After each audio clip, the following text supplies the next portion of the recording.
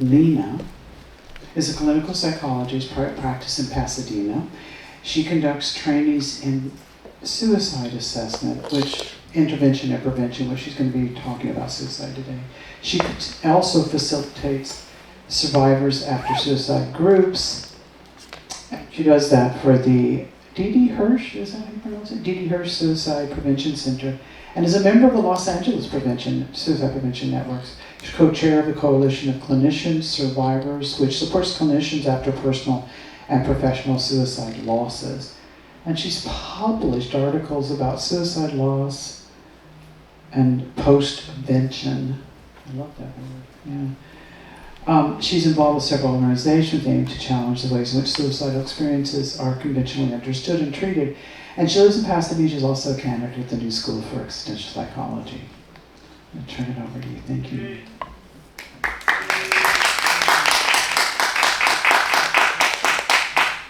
So I had sort of pitched this as a provocative rant or riff on suicide, but I realized pretty quickly that with this crowd it's not going to be provocative at all. It's going to be very consistent with pretty much everything I've been hearing from the, those perspectives of all of you. So, I'm just going to sort of throw out lots of stuff and hope to have time to generate a fruitful discussion. And so I'm going to take it away. To be or not to be? That is the question. So let's ask some questions. First of all, what is suicide? How is it understood? Is it the outcome of a biologically based mental illness? A brain disease? The result of an accumulation of risk factors? Individual pathology that can be ideally fixed or cured? If so, by whom or what? Is it the result of anger turned inward, a death instinct? Is it self-murder? Is it a wish to die? Is it an extended vacation? Is it a wish to escape seemingly intractable pain, or as Edwin Schneiden put it, psychache? Is it a result of seemingly irresolvable injustice, oppression, erasure of identity? Is it an ultimate expression of autonomy? Thomas Szasz called it a fundamental act of human liberty. Is it a political statement? And how is the act of suicide viewed and judged? And how much does stigma around suicide play a role? Is it a clear instance of mental illness, pathology, or even insanity? Is it abnormal, irrational, senseless, incomprehensible? Is it an aberration, unnatural, a sign of weakness, of cowardice, a moral failure, a character flaw, a sin?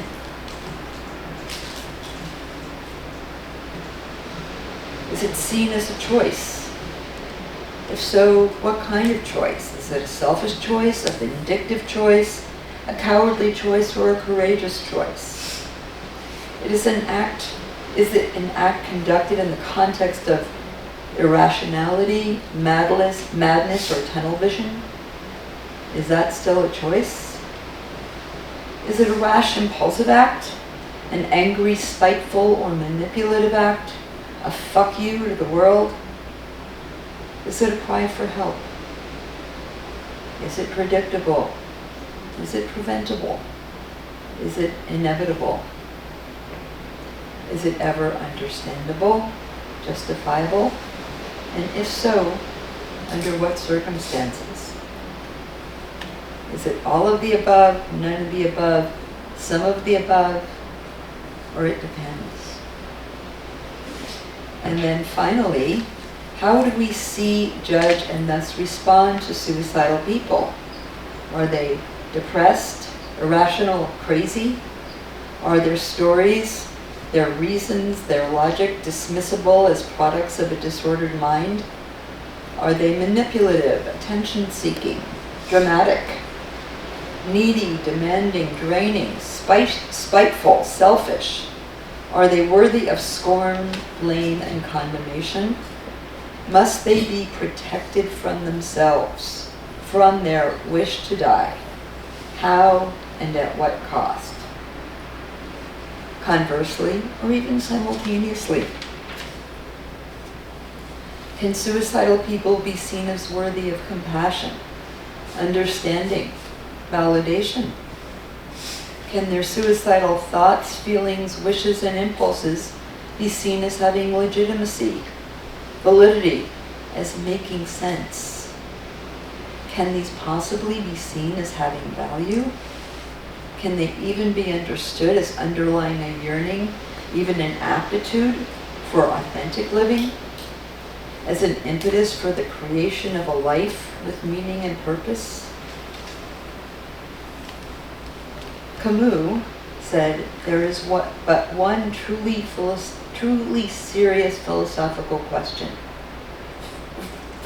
problem, and that is suicide.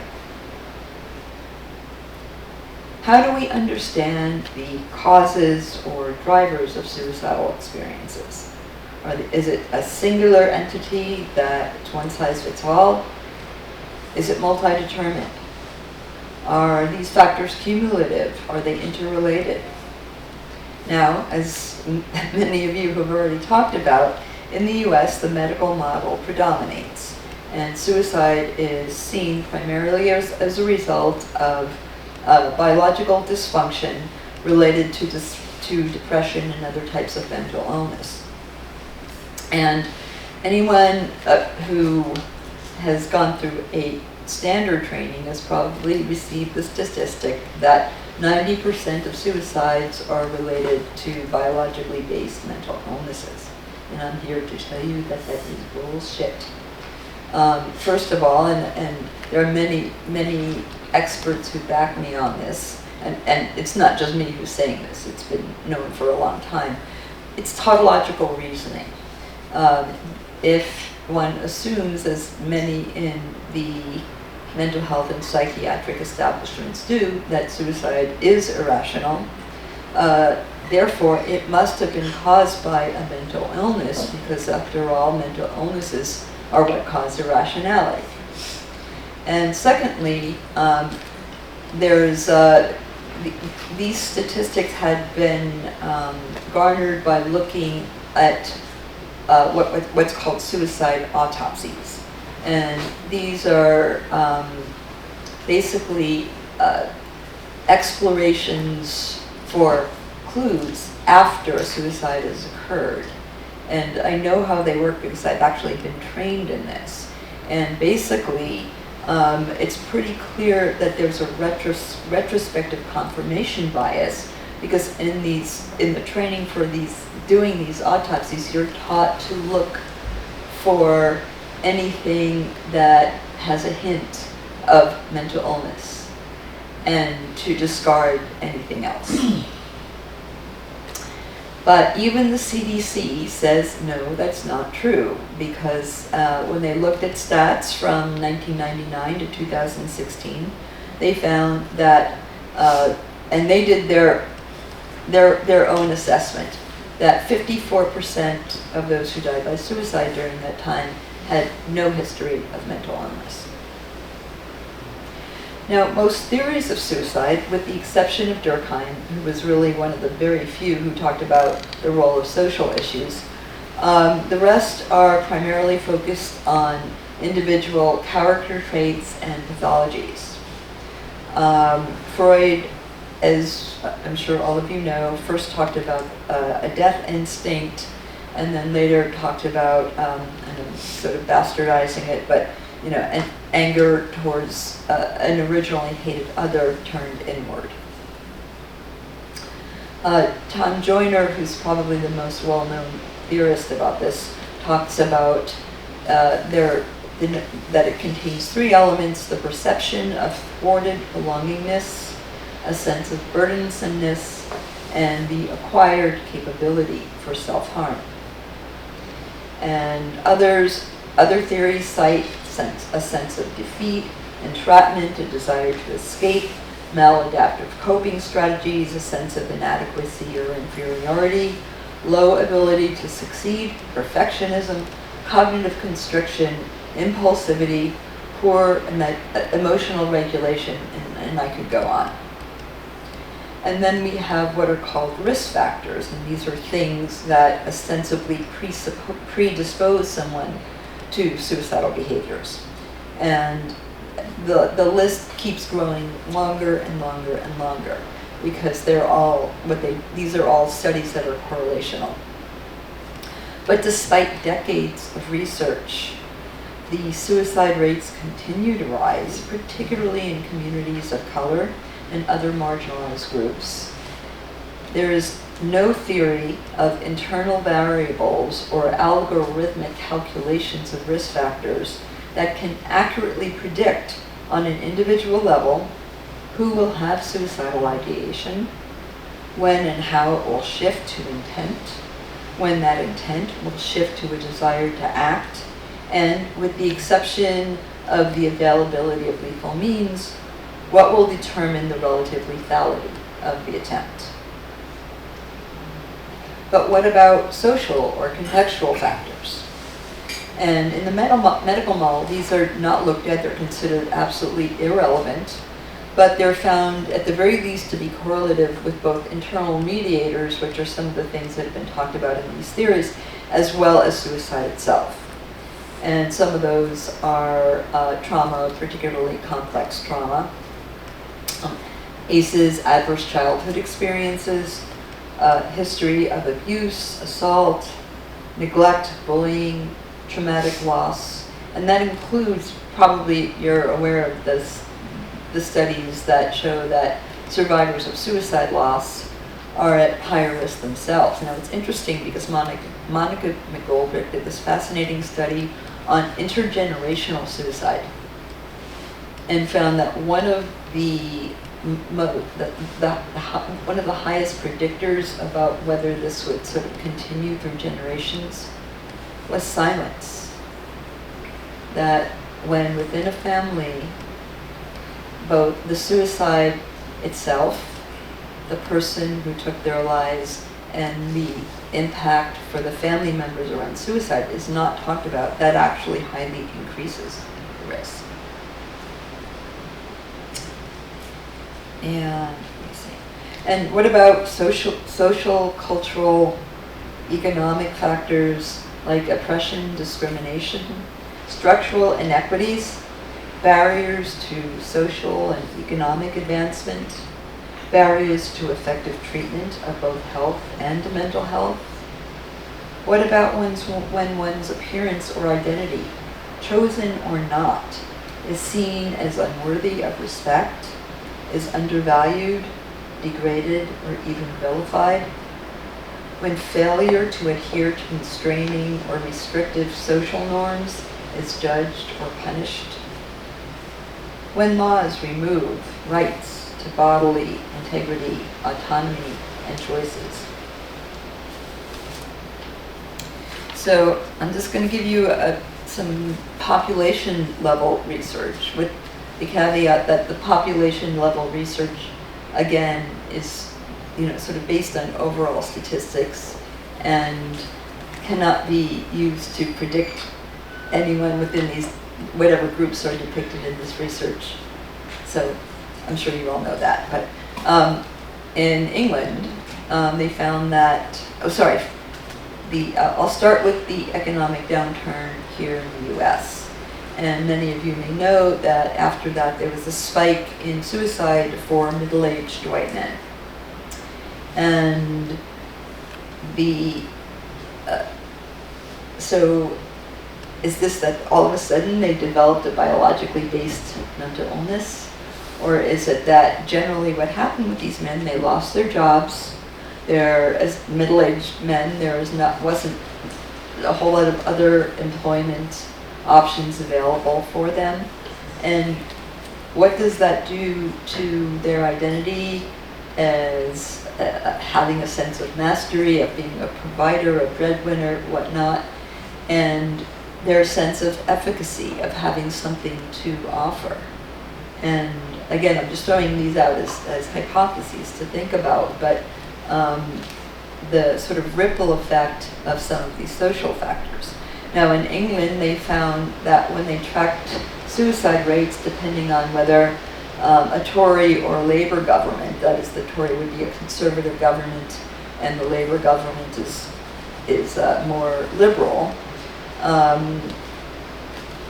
Well, it's not surprising to me. I don't think it'll be surprising to any of you, but when the more conservative governments held power, the suicide rates went up. When the liberal governments were in power, the rates went down.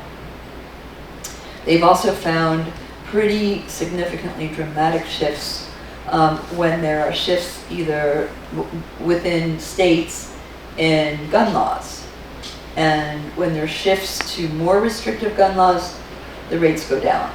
When there are shifts to less restrictive gun laws, the rates go up. The role of, and it's interesting because when you move outside of the US, they're much more apt to be really holding these social factors in importance. And colonization, not only in the US, in Canada and Australia and many other places where that have had their indigenous peoples colonized, the rates of suicide within those indigenous communities is very, very high. And it's important to note that before colonization, it was virtually unheard of. For LGBTQ folks,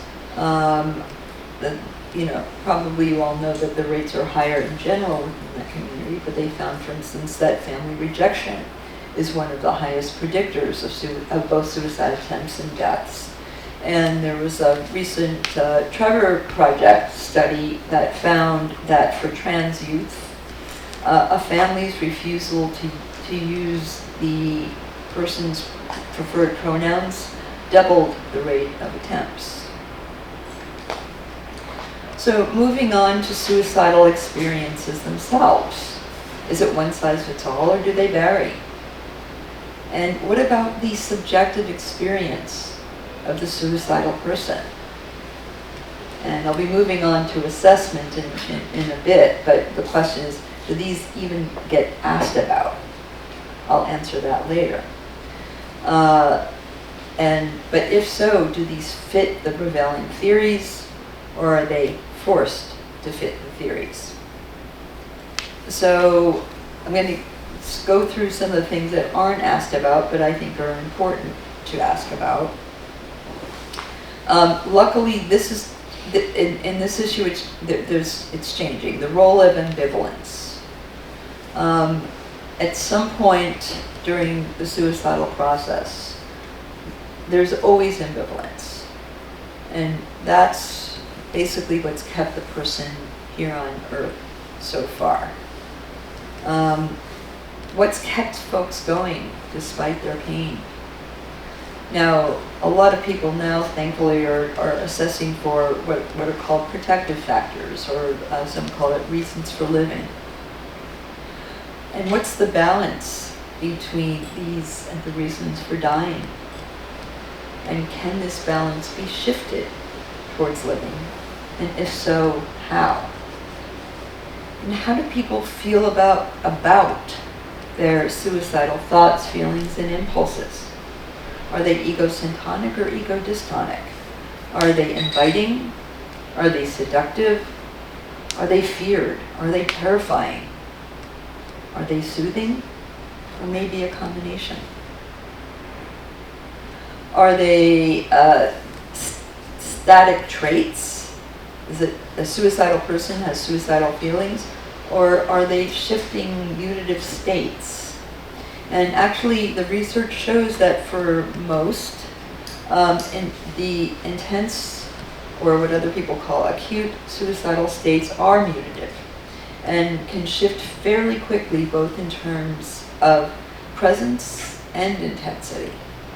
But for others, they might have chronic suicidality, And even though that will also vary in intensity, people just feel like they live with that all the time. And then what functions might suicidal thoughts, feelings, impulses, wishes, etc. serve? Self-punishment for imagined or actual deficiencies or transgressions? Angry, aggressive, or punitive wishes in relation to another, internalized and turned inward, as in Freud? Is it a repetition compulsion in relation to prior experiences of abuse? Do they provide a sense of control in a world that feels uncontrollable? Can they be utopian fantasies about escape from pain and the world or the self that seems to cause it? Can they be wishes for containment, being suspended in a place without pain or conflict, like a peaceful sleep? Are they a safety net, a backup plan, just in case I really need to use it? And this is just something that has been germinating in my head, and I'm going to, on my bucket list is writing a paper about this, but in a Winnicottian sense, can it possibly be like a sort of transitional object in the context of loving / punitive parenting, that where it can simultaneously serve both soothing and punitive functions? Can they serve multiple, even conflicting functions at different times or even simultaneously?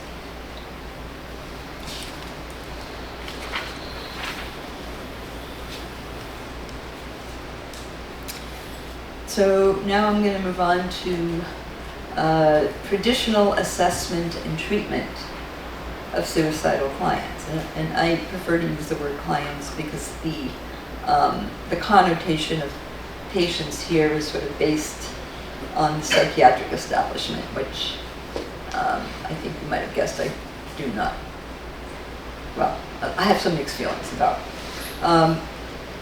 And I like client because it seems more interactive. But I like the I forget who was talking about the patient. I like that take on it. Well, what's understandable is that mental health clinicians, when even the thought of dealing with someone with potential suicidality brings up tremendous anxiety and fear. Fear of not knowing what to do, of not knowing what to do if the answer is, if they ask the question, the answer is yes. Fear of what happens if there's an actual death, and fear of being sued.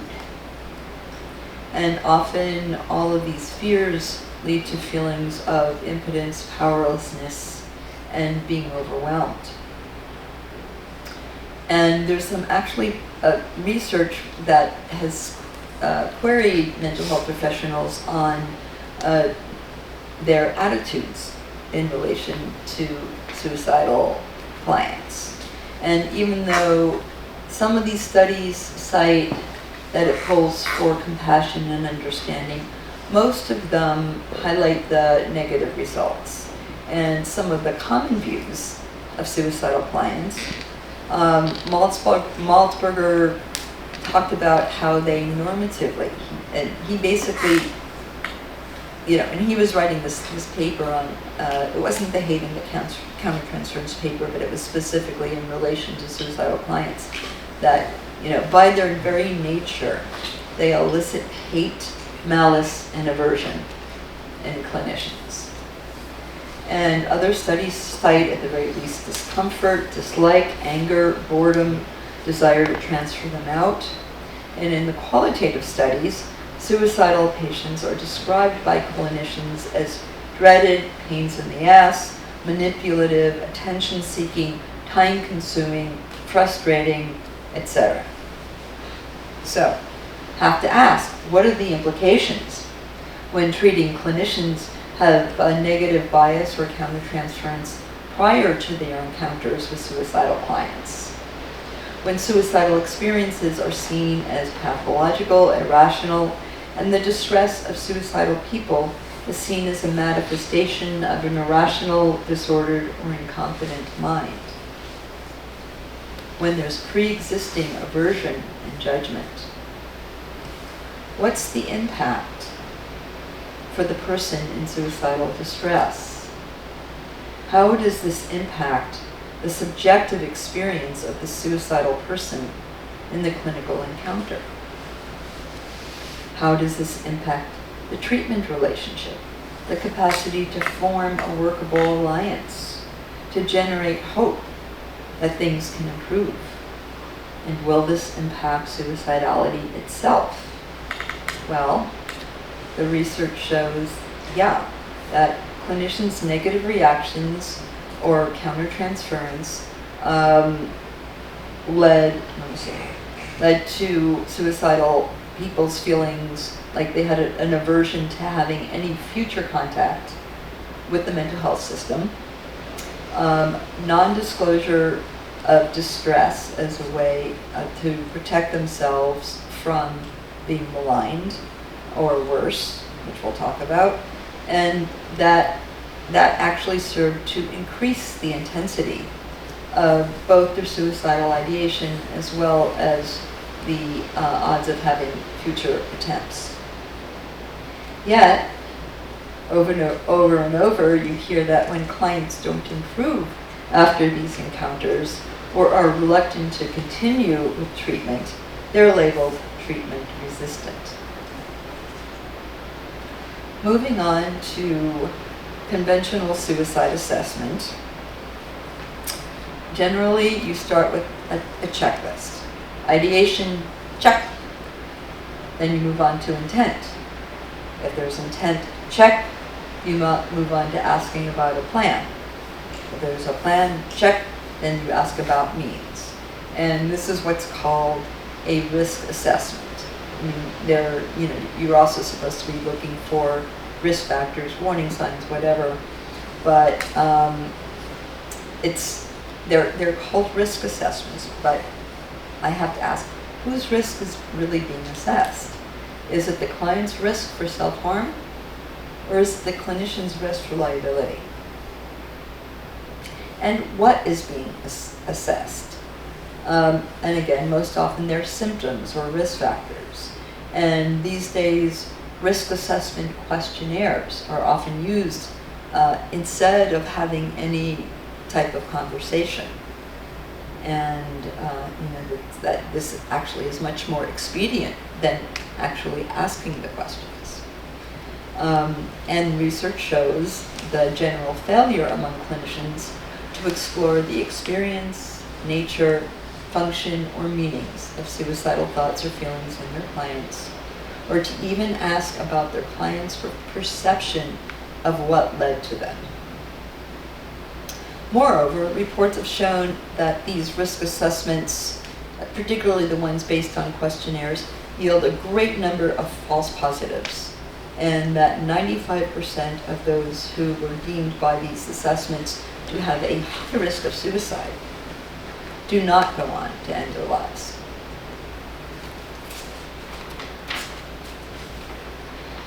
So moving on to treatment. How is suicide conventionally treated?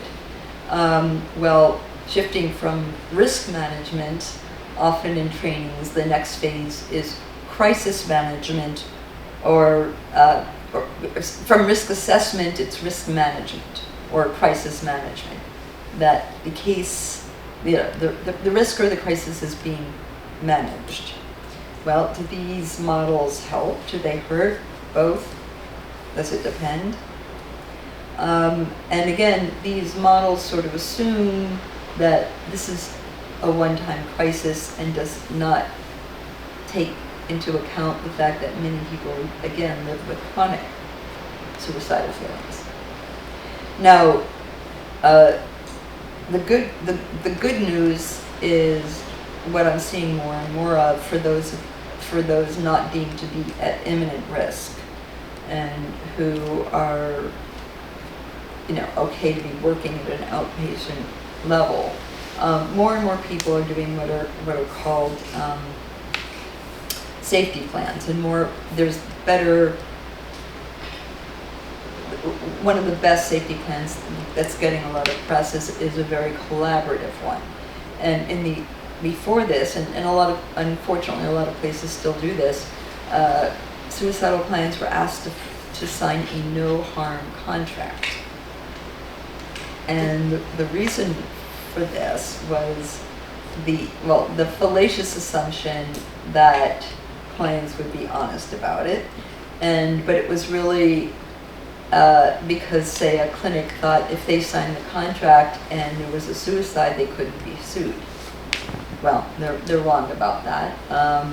But so the good thing about the collaborative safety planning, and I'm not going to spend any time really going into that, is that it really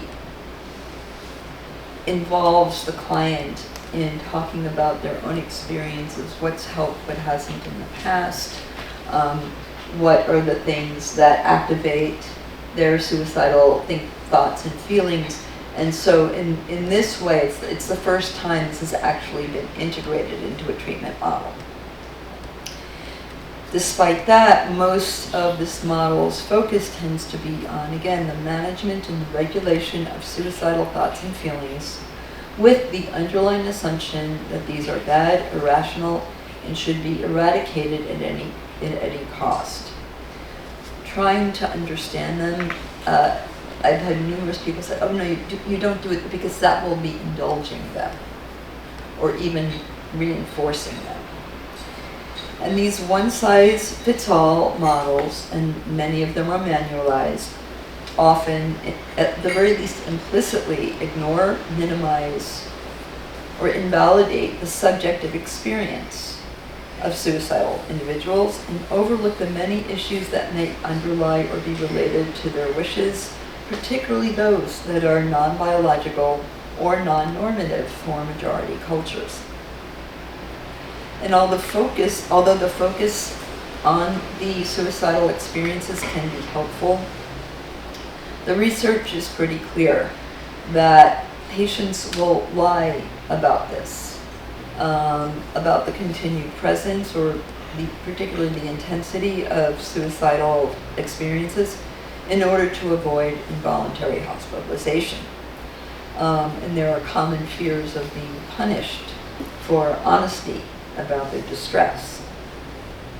So moving on to the next level of care in the mental health system. So when clients are assessed to be at high, acute, or imminent risk for self-harm, in other words, when people are in high distress, often feeling their most helpless, hopeless, and entrapped, involuntary hospitalization. Now, I want to just say there are times when people are given the choice to voluntarily hospitalize themselves, and if this is an actual choice and not a coerced choice, as it actually is, because sometimes the narrative goes like, okay, well, you can do this voluntarily, but if you don't sign up to do it voluntarily, then it's going to be involuntary. So, but ideally, in the best case scenario, when it's voluntary, it can provide like a temporary break, a relief, a less stressful environment, and some time to explore what treatment options might be helpful, particularly after release from the hospital. Some settings may have good, compassionate staff and some good, compassionate programming. And often I found, having worked in several inpatient units, the nurses and the social workers, well, the nurses often can be sources of compassion. And the social workers can be also good sources of support for particularly after discharge. And ideally, what that does is can reduce acute distress, foster a sense of relief, and ideally instill some hope for the future. But next, move on to involuntary hospitalization. And I know I'm preaching to the choir here, but that is by its nature coercive. A person's autonomy and sense of control is reduced or removed for their own good. Privileges are removed, and their return is contingent on compliance with the rules of treatment. Often this involves taking medication, regardless of whether it's wanted or even needed. Compliance with the rules, the schedules, meal times, etc. And here's the thing, continued suicidal ideation is seen as justification for continued restriction.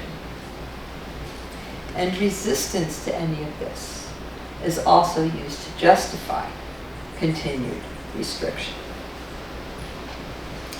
Is it any wonder that those of us with lived experience refer to this as psychiatric incarceration? So, let's just ask, does this help?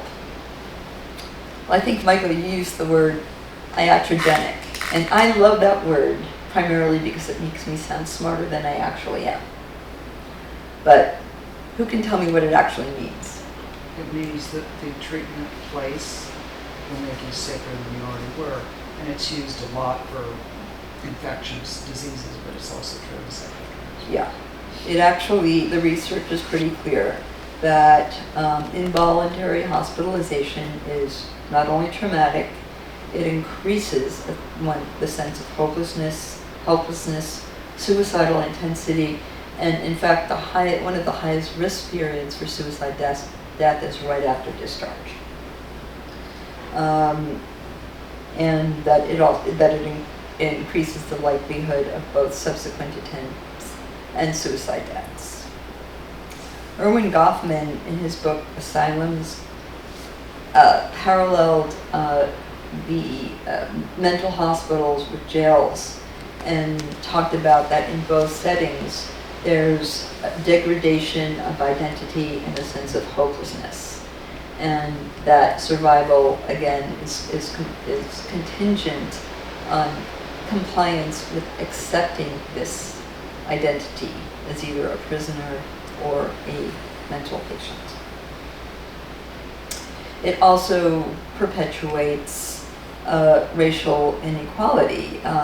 Actually, right before I left in the Friday LA Times, and actually it was in the LA Times where they were talking about San Francisco, that this year in San Francisco, where only 6% of the population is African American, 50% of individuals with multiple involuntary hospitalizations were African American.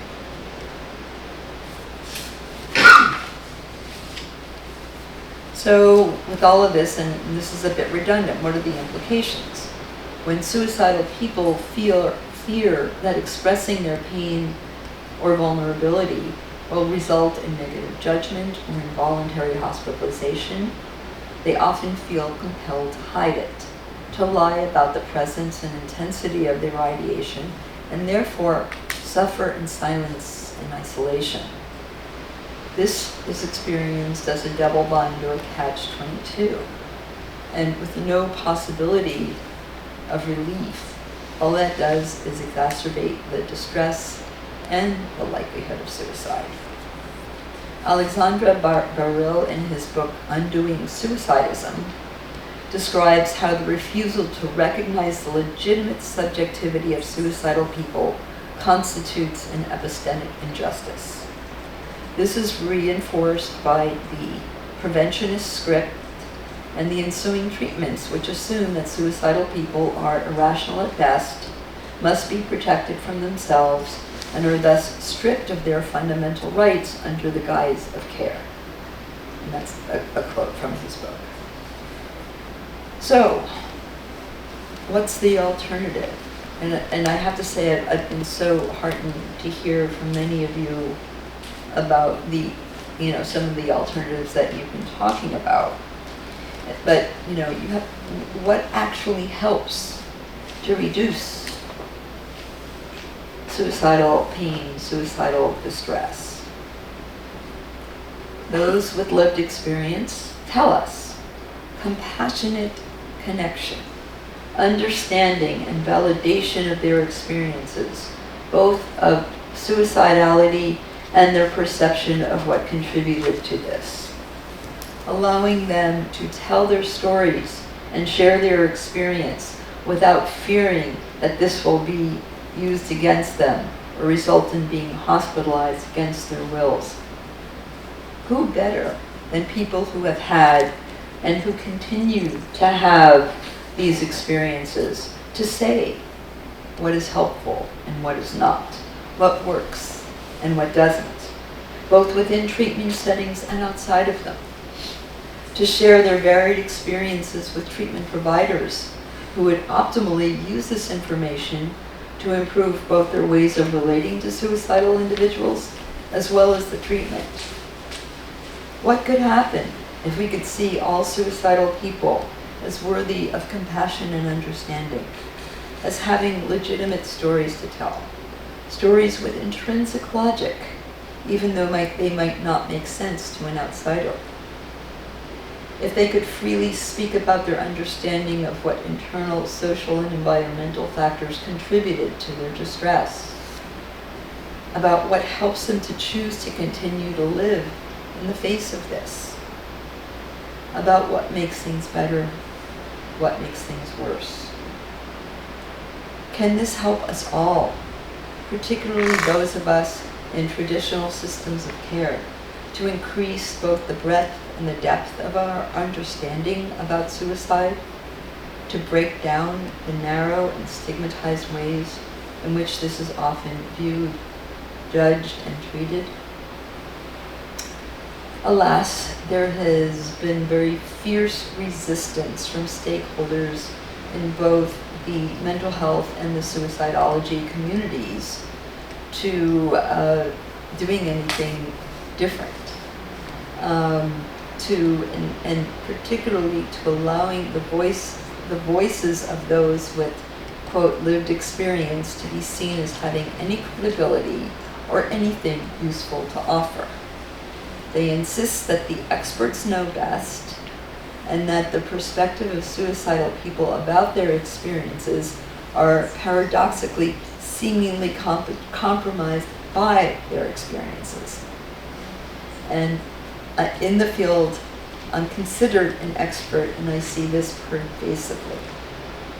Now, the good news is that there's a growing field of what's called critical suicidology, and that includes a lot of experts who are really generating conversations about what's wrong with the models that have been perpetuated thus far, and are pushing for pretty radical changes. And people with lived experiences are no longer staying silent. Many are challenging entrenched stigma and biases by speaking out about their experiences, and are getting increasingly involved in offering peer support to each other, to actually becoming mental health professionals themselves with the goal of changing things from within, and just creating and implementing a lot of new ways of doing things. More ways that are both more effective and more compassionate. And then more recently, there have been really good, prominent people within the field who are publicly valuing the voices, knowledge, and insight of people with lived experience, and are themselves advocating for fundamentally different ways of doing things. And I don't know if any of you are familiar with the work of Dave Jones, but he's really, has his model really shifts to the importance of the treatment, of a collaborative treatment relationship. And then finally, there are many of us who are long-term professionals within these systems who are considered at least worthy of respect and have credibility, if not seen as experts, who are ourselves people with lived experience of suicide, but who previously have felt compelled to hide that in these professional domains due to all of the well-documented stigma about both suicide and what I call professional vulnerability. Many of us are now coming out about our experiences in order to use our previously established credibility as a way to echo and support those voices that have traditionally been silenced, and to advocate for changes in both attitudes and treatment. And I'm just going to do like a very, very short piece on postvention. By that I mean the survivors left behind in the aftermath of suicide, the loss survivors, who grapple with the trauma of the loss, questions about the choice, the suicidal choice, and what their possible role in it might have been, and a myriad of other questions. And I do a lot of work, and that's another 4-hour presentation, but this topic hardly ever gets addressed. In prevention trainings, there's rarely any mention of postvention. And one of the trainings that's becoming much better known is called Zero Suicide. Some of you might have heard of it. And they started with their tagline, "All suicide is preventable." Well, first of all, that's not true. But secondly, what message does that sound to survivors of suicide, whether you're a family member, a parent, or a clinician, that if it's all preventable, you must have done something wrong, or at least you didn't do what you were supposed to do. They have backtracked and said, oh, it's now only aspirational, but nevertheless, this sort of sense of lack, that we have all the tools in our repertoire to keep this from ever happening is actually, I think, perpetuates a lot of, negative things. And then finally, when it happens within a clinical setting, and this is in fact an occupational hazard because the research is pretty clear that with psychiatrists it's 1 in 2. For the rest of mental health professionals, the research shows it's either between 1 in 4 or 1 in 5 will lose a patient, client to suicide over the course of our careers. It's an occupational hazard, but it's treated like an aberration. And when this happens, clinicians are also either implicitly or explicitly blamed, regardless of the situation. So I will stop there and open it up for questions, comments, and anyone who also would like to share their suicidal experiences, I want to welcome that as well.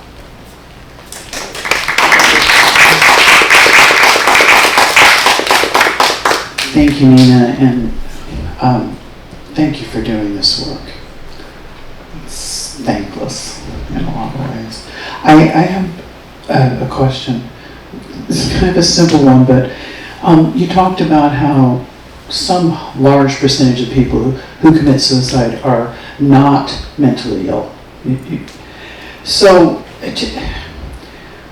and then, of course, there's the conundrum of people hide their suicidal ideation, so that one could make a case in a lot of directions. One could be people are undiagnosed because they're hiding it. But secondly, what does it matter whether we're treating, like that whole thing about who's mentally ill and who isn't?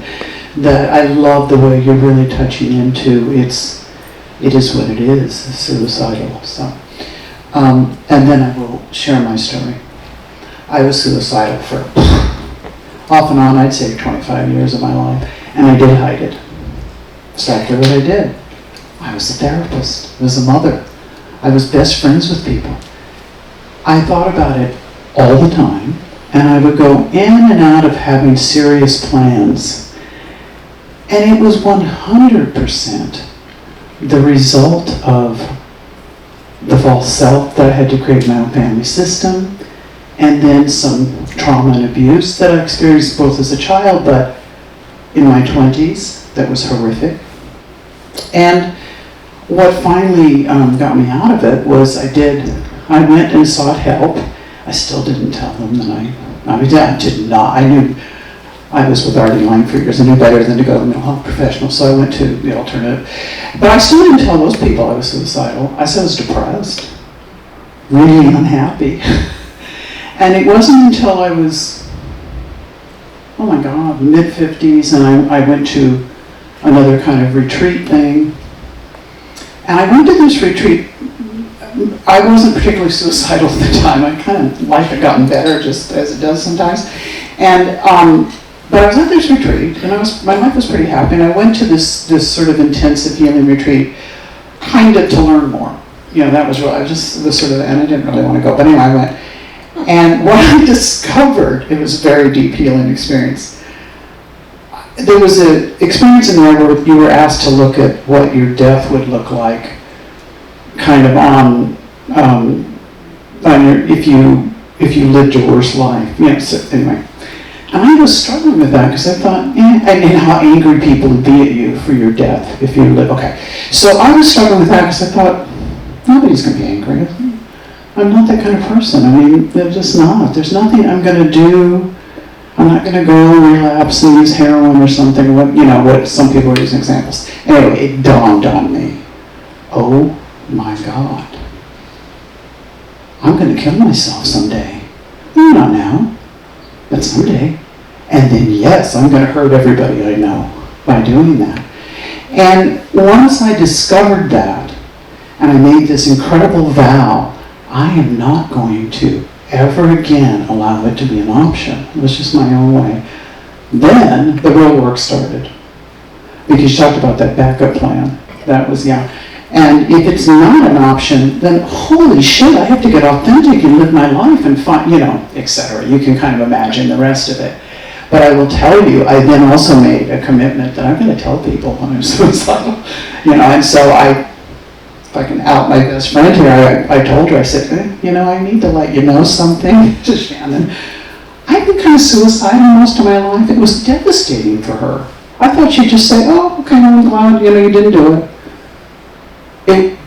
So that is all way. I didn't need to take up so much time, but I want to say it is very complicated. And I applaud you for it. And I've worked with it a lot too. I've worked with a lot of, because now I understand it. Like, it doesn't freak me out when somebody's suicidal. I don't want to lock them up or any of that. So thank you. Okay, I'll stop now. Who else? Come back. Okay, Elon, and then I'll come back. I found your comment about how some clients maybe use suicidal ideation as a transitional object, which is something I have seen in one of my clients. So I was wondering if you can comment some more about how to handle that therapeutically. Like when to make the appeal to the client in terms of timing to let it go. Well, rather than letting it go, is this off now? I think it's on, it just needs to be close. It's not up or low. Yeah. Yeah. Try again. Okay, is this better? Yes. Okay. I think rather than letting it go, the more we can understand about what the functions of it serves, the more we can then think about, well, given that what would be needed to be helpful in this situation. And so when there's almost a sort of commingling or confluence of the desire for love, which is commingled with the fear of pain, start by validating that. To the extent that this person can conceptualize it. If it's more just the experience, just sort of stay with what they're going through, but in your mind know that what this person needs is the kind of love and comfort that in a novel way it might not be able to be taken in, but can be offered without having pain being a part of that. And so, part of this will be a sort of new experience. And, when I think about the type of treatment that saved my life, my therapist, who's analytically oriented, and this was in a eventually open setting, thank God, but he was a gay man, but I still think of him as my true mother, because he offered a new template for a way to be heard and held without the abuse. I don't know if that's helpful, but I would just start with that stance. That was, yeah. You mentioned your bucket list is to write that paper about write it. You should write it. Yeah. Who else? Just a minute.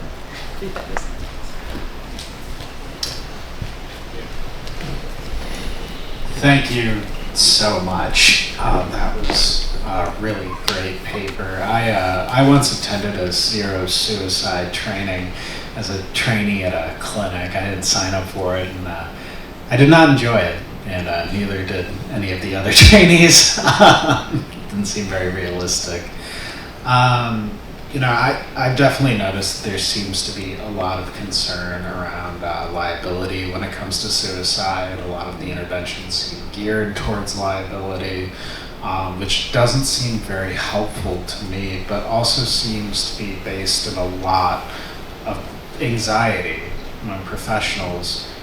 And I've always kind of suspected that anxiety is most likely overblown. I wonder if you know much about how often do families actually pursue legal action in these situations, and how often is that actually successful? There are I've heard mixed things about that. One person insists that it's the most frequent type of liability. Another person says that's absolutely not true. But and I don't know the success rates of the liability, but Skip Simpson, say that 10 times fast, he's a lawyer who deals specifically with suicide. And so when I'm doing prevention trainings, I incorporate what he says, which is that,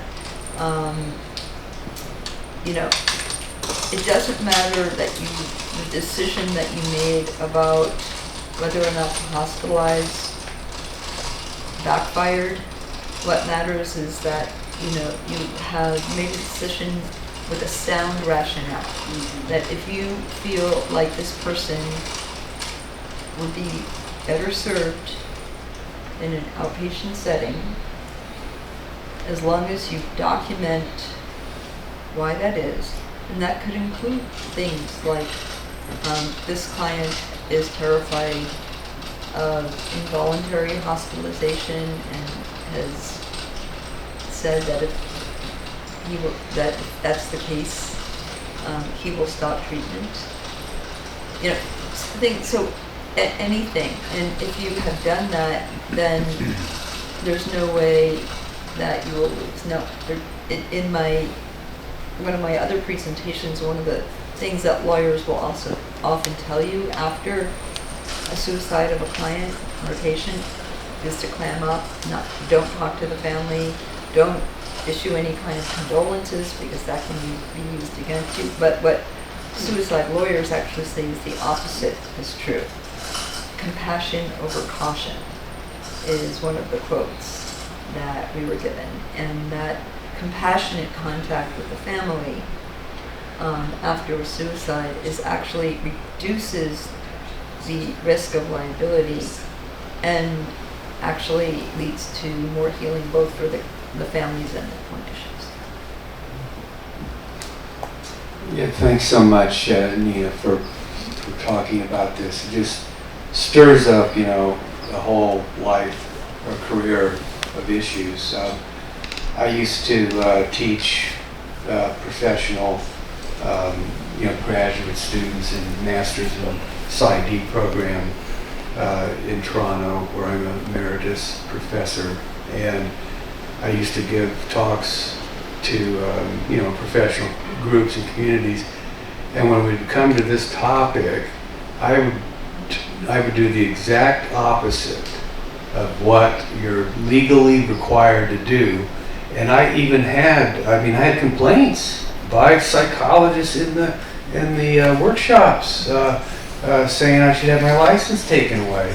And the thing is that when these young, usually young, but you could be mid-career or adult learners going back for a different second occupation, come into training, and you're taught, are you suicidal? You got a thought, you got a plan, you got means, and then let's just ship them off and lock them up right away because you're going to kill. They just get panicky, and that's the worst thing you could do. You've got a whole 50 minutes when somebody brings that up. You've got to put a ground under them. I would insist to tell me in explicit detail what you're experiencing. And by the time that hour's up, they would be reconstituted, put back together. You have times. So the question I have, even though you're putting yourself, another thing real quickly, I'd say just cook the books. Make up notes, lie. You did everything, you did a risk assessment, you put this in place. What are you going to do? You have to cover your butt. But you're trying to ultimately help this person deal with things. That's more important clinically, and you have to live with yourself rather than just having them removed from your practice, which will destroy any therapeutic relationship you had. So I'm wondering, do you go that far to tell people to, quote, break the law? Well, what I tell people to do, because this is in the context of training, and I'm usually working with newer trainees who, interestingly enough, are very, very high risk for losing clients to suicide because they get, very high risk people with the least amount of experience. But